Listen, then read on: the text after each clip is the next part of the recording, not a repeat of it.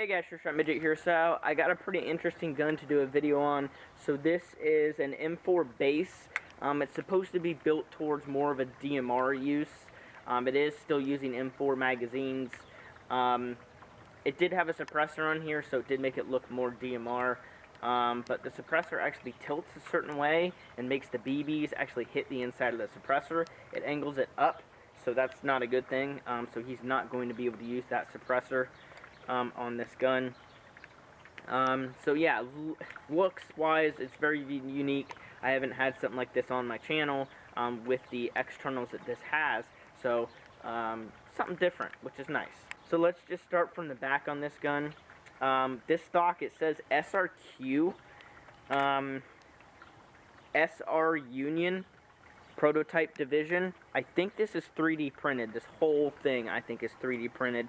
There's a quick detach sling mount on either side, which is pretty dang cool. That's pretty innovative, so you can switch it. That is built into the 3D printed grip, and the 3D printed grip is one piece, so it's connected, so it's like a thumb hole kind of stock kind of feel, which is interesting. So this is all one piece. It's very, very light. I can tell that right away. This is the really light plastic. The battery is actually housed in the top here, so you can pop it off. Now, the battery that he had was a JST Dean's, and the Dean's was really in bad shape. These wires aren't in the best shape either. It was somebody had wired it to Dean's, and just the solder job was not very good. So I ditched the battery, and I just told him I'll sell him one of these. It is a Turnigy Nanotech 1200 milliamp 7.4. So that will last him for months. He could leave this thing plugged in for months and it would not die, as long as it's on safe because the engine is shut off. So that's cool. It fits perfectly in there, so we got that. The body here is made of metal. It's a metal body. I'm not sure what brand it is. I'm going to say probably like D-Boys or JG, maybe ENC. You know, it's a Chinese brand body. It looks like they had modified it to fit because there's like some dremeling up here. Kind of had me concerned with the body being pieced together. It might not match. There's a little bit of a gap here. It seems to shoot fine, shoot consistently, so that shouldn't be an issue. It did seem to have a little bit of a nozzle alignment issue, but I fixed that by drilling basically in the Pro-In because the nozzle was rubbing, so I made the bore of the Pro-In wider, and the nozzle moves freely and seems to shoot great. On the top we have a EOTech. I assume this is a, yeah, definitely CQB T-Dot, definitely an airsoft one, not a real one. I don't know if it works, but I do really like the look of these EOTechs. It's got a quick detach mount, which is cool, and then it also has a EOTech licensed flip-to-side magnifier, which is really cool. I really used to be a huge fan of these, mainly back when Call of Duty Modern Warfare 3 came out. I was a huge fanboy, and these things were just so cool. As far as airsoft, it's kind of pointless. It's going to give you that effect of a scope. It's 3 times magnification, so you'll be able to see your BBs out there better, but it's airsoft. Like, you're not going to be able to sight your gun in like a real gun, pretty much. So it's kind of stupid, but you can watch your BBs. You can trace your BBs through it, but normally it's just better not to use it. It's kind of there for looks. I don't know if he'll use it or not, but it's still really, really cool. This kind of makes the gun a little heavy, but whatever floats his boat, really. So on the front here, the grip is the Prototype Division SR is all it says. It's a kind of front angled, not really an angled grip. A vertical, I don't even know what to call this. A vertical thumb hole grip, because you can put your hand in here like that. I guess you could, you know, like that. I guess you could hold it like, could hold it like this. That's kind of interesting. Hold it like that, or kind of like a vertical grip like this, or post it up. So definitely an interesting grip. I'm pretty sure it's 3D printed because it's got like the lines on it. I don't know if he did it himself or if he has a friend that does it, or if you can actually buy. I've seen people buy stuff like this before, but I've never actually seen like links to places to buy them, so I'm not sure honestly, but it's very light material, definitely like a polymer-esque kind of thing, which is really cool. It's got a bipod on the front. Squeeze it and flip it down. It's nice and sturdy.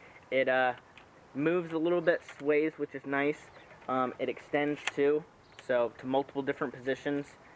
But I put a bipod on my SR25, but I never use it. I just never use it. So it's that kind of thing where it's kind of for looks more than anything. But some people actually do use these. Some people do go prone, lay down on the ground, and use it. I don't. But yeah, partly there for looks. And then there's a sight hanging off the front here. I'm not sure why it's hanging off the front. It should be turned around. I think he put something up here, if I'm not mistaken. Maybe that's why he has this way far forward, because he needs space. He did send me a picture of this gun with a grenade launcher, so he does have a grenade launcher that fits on the bottom of this. That'd be pretty freaking cool. Get some 40 mics and put that on there, because if you're using traditional grenade launchers that shoot like 100 BBs, they're garbage. You got like 25 feet range. You know, with the 40 mic, you're going to get probably, honestly, like almost 100 feet out of a 40 mic, which is insane compared to the, you know, old type grenade launchers. Also, the tag rounds are pretty freaking cool, but I'm sure a lot of fields don't allow those because they kind of explode. So yeah, that's all the externals. Besides, there is the scathed trigger guard. It's in black. Thought I'd mention that for the externals, which is pretty cool. For the internals, it has a Pro-In hop-up, because the original hop-up, he had a red one of the Pro-In copies, and they're like SHS ones. They're trash. I've had multiple. They're garbage. A Lonex 50-degree bucking and the stock inner barrel. Shooting, he's going to play with 3.2s because that's what they chrono at the field for their FPS limit. So he's going to use 3.2s. I'm going to be shooting 3s out of it to test it. So pretty good hop-up setup, pretty decent. Inside the engine, it's got the metal scathed trigger with the spring.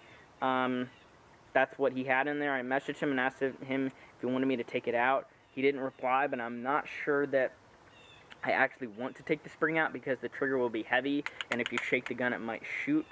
So it's probably better to stick with plastic triggers if you're going to want to use no trigger spring.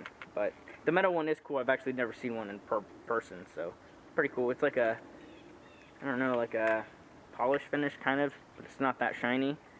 Forget what they call it. They have a name for it. Other parts on the engine, it's got a stock nozzle that's been drilled out to the bore width of a red one. So basically a red nozzle. Stock poppet valve, stock solenoids, and it's got the S2 lightning banjo, which is basically going to increase efficiency by quite a bit. It saves a lot of air. This valve right here is kind of iffy. It leaks a little bit, so I'm going to tell him probably to order a new valve. He can install it himself. I'll just send him a link or something, and he can have it shipped to his house. So when the gun gets back, he can install it himself, because these Valken valves are absolute garbage. So I definitely recommend him to swap this out, because it does have some leaking issues. So yeah, as far as its settings, it is semi-locked, because it's going to be like the DMR roll. You know, close bolt, all the good settings and such. As far as feet per second, I had a guy's gun on my channel not too long ago, and he played at the same field. It's in Wisconsin. I think it's Black Ops or called something like that. Basically, their DMR FPS limit is 1.76 joules with a 0.32 for DMR, 50-foot MAD, which is, it's a semi-only field regardless, which is extremely gay. That's big gay. We're at 85 PSI, and I have 1,500 PSI left in this tank. These are 0.2s with the chrono set for 2s. 396, 396, 397, 394, 394, 397, 393, 394. You can still work the trigger. You can't, like, do it like that because there's a trigger spring in there, but you can still do that kind of thing. As far as consistency, it's a brand new Lonex 50-degree bucking, brand new, 200 feet with 3s easy. Oh yeah, 200 feet with 0.3s.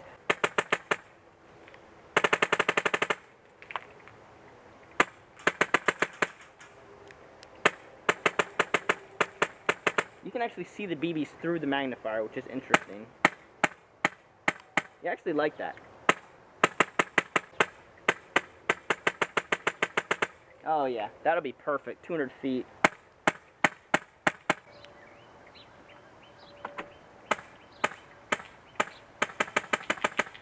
So yeah, guys, this thing shoots fan-freaking-tastic.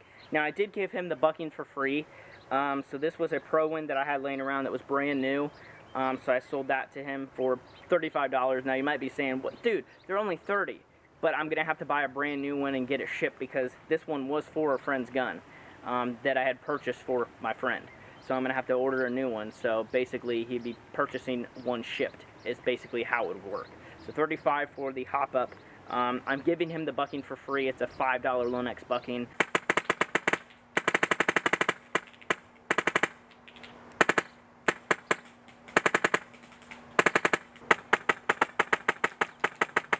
This is a G&P mid-cap.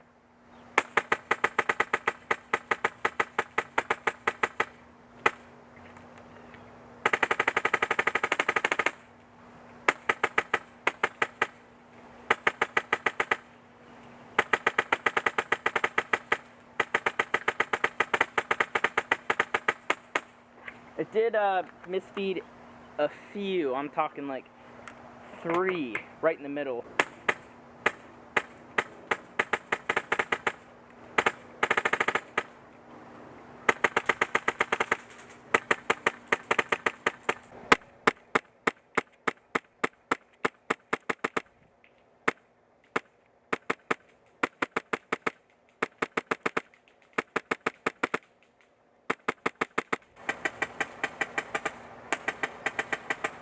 See you guys around. Gun shoots great. Thanks for sending it to me, my guy. See you later.